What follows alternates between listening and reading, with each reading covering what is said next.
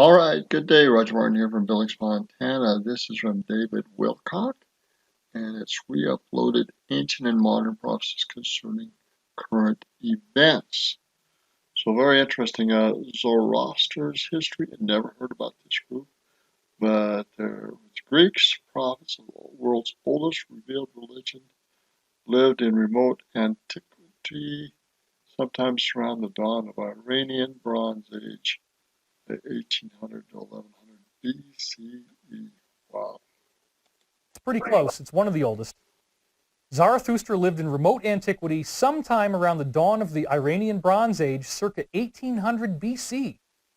His place of birth was in the ancient land of Aryana Vaja in Central Asia, possibly somewhere around the Aral Sea. Zarathustra preached the monotheistic religion of one supreme God that he called Ahura Mazda, which translates as wise Lord. So when you hear Ahura Mazda, it means wise Lord, or one God. His message is a positive and life-affirming one, which doesn't demand that you believe as much as it demands that you engage in reason and action for every individual.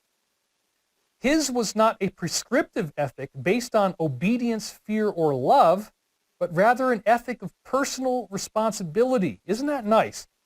If you start to get the undistorted, more ancient prophecies, they're talking about that you're going to get a light body. They're talking about that the rottenness of the world will be exposed. The Zoroastrians have the same prophecy. The end times, that the righteous and the just will gradually wear down evil and defeat evil, okay? And it's personal responsibility. That's a very big thing in Zoroastrianism, right? That's good. A Zoroastrian is taught to lead an industrious, honest, and charitable life. There is no place for asceticism. Whoa! So this is one of the cool things that you get when you go to Iran. You don't have to be a monk. You don't have to have no money. In fact, people always in LA, the Persian landlord, the Persian landlord. I was in a court case that I got out of in the jury trial for a Michael Jackson trial about where he had reneged on renting a house that was over $100,000 a month rent payment, and they were coming back trying to get unpaid rent because he stopped renting this house and canceled the contract out of the contract. I didn't want to serve in that jury trial, so I made sure that I got out of it by talking about my psychic abilities and that I predicted this and that it was online, and the judge recused me after a brief recess. But that was really fun, getting out of jury duty. I know you're not supposed to get out of jury duty. It's your civic duty to serve, okay? I'm sorry that I did that. But I didn't really want to be in the Michael Jackson trial about his unpaid rent. Anyway, what you find out is that I'm getting this jury trial, and nobody wanted to serve on the jury, okay? So everybody starts figuring out, okay, how do I make myself not on this jury? How do I look impartial? Everybody started, Ahura Mazda originally creates an ideal existence in accordance with the law of Asha. As the world progresses, there is conflict between the forces of good, or Spenta Mainyu, and evil, or Angra Mainyu. Now notice, Angra, this might actually be the word root of anger. I'm not sure, but I suspect that the word root of anger is the Zoroastrian word for evil. I should look that up, but I do think that's true. So there's conflict between the forces of good and evil after we start with our ideal existence, and then things get very non-ideal. In this cosmic drama, man is not a bystander, but is rather the prime agent through whose actions the ultimate triumph of good over evil is assured. Wow, again. We, humans, men and women, we are the agents through which the ultimate triumph of good over evil is assured, even if it's the lead singer of the Bee Gees, apparently.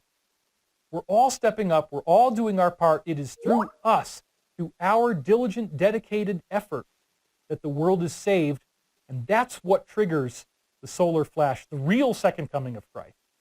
When the whole solar system changes and the sun is actually reborn after becoming dark for a little while, the light comes back and everything has been changed. The flow of time, space itself, the laws of physics change, how telepathic we are, how telekinetic we are. And again, as I've said, you do want to be here to stay with the earth as it goes through this, if you can. And the key is to be slightly more than 50% oriented towards helping other people, service to others. So there's very specific spiritual criteria for what you have to do to be ready for this solar flash. And there's a huge, huge case for the solar flash and the preparation and everything. So this is why offline, not in front of everybody publicly. I'm going to do this 5-week class. It's probably going to be about 4 hours a week, maybe longer. Plus, my wife is going to be doing some stuff. She's going to be talking to you a little bit later about that. And she's going to do the singing bowls for us when we do our meditation. I don't want this. Man is not a bystander, but is the prime agent through whose actions the ultimate triumph of good over evil is assured. Kaboom! Amazing. Ahura Mazda gives man not only the freedom to choose between good and evil, but we also have the responsibility to actively promote good and vanquish evil. Through the collective good acts of humanity, through what we do, we co-create the final resurrection of Frasho Kareti, when all will be in a state of perfection, or haruvatat, remember that word, in everlasting bliss, or ameritat. So in other words, we co-create our ascension, we co-create the solar flash, Frasho Kareti, and then everybody who's still here is going to be in perfection and everlasting bliss. Now, Zoroastrianism has many, many similarities with Christianity because, again, I believe it was written by the same underlying beings who are outside of time. It teaches a belief in a supreme loving God. It teaches the idea of heaven, hell, and individual judgment. It teaches that there will be an ultimate triumph of good over evil. It has a very strict moral and ethical code, which is basically the same. It teaches that there will be a Messiah who will come for the final restoration.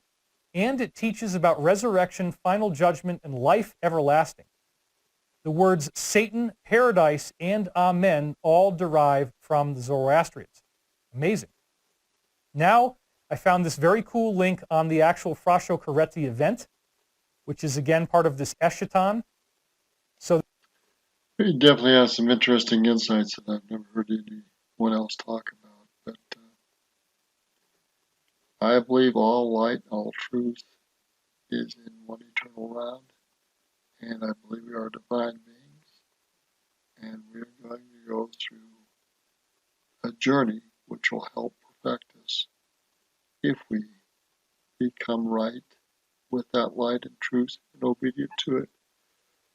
And if we find it or resist it, it cannot perfect us because we're not one with it.